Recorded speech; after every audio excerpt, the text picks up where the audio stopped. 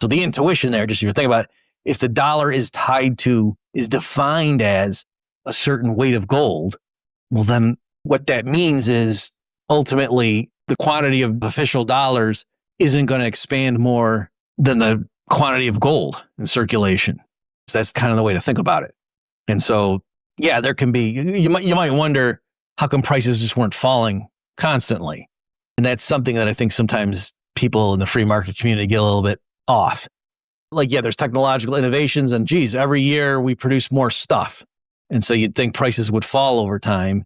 Now, that would be true with something like Bitcoin, right? If the quantity of money is just fixed and then real output goes up year after year so that we get more cars produced every year than before and more sweaters and more eggs and so forth.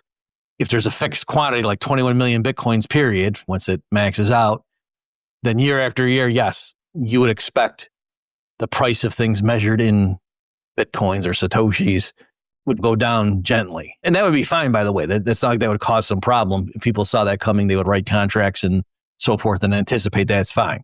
But I'm saying if instead you have a unit of currency that the government defines and ties it to gold, well, more gold keeps entering the market year after year. Some of it gets used up for industrial purposes or flows into jewelry and things. Even there, you could melt it down and turn it into coins if you wanted to.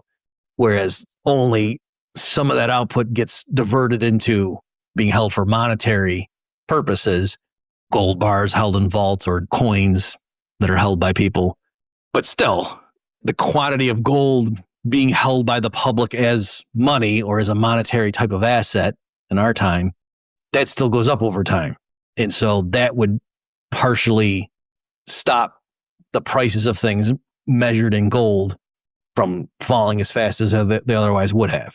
So I guess what I'm saying is Bitcoins are going to max out at 21 million unless they change the protocol.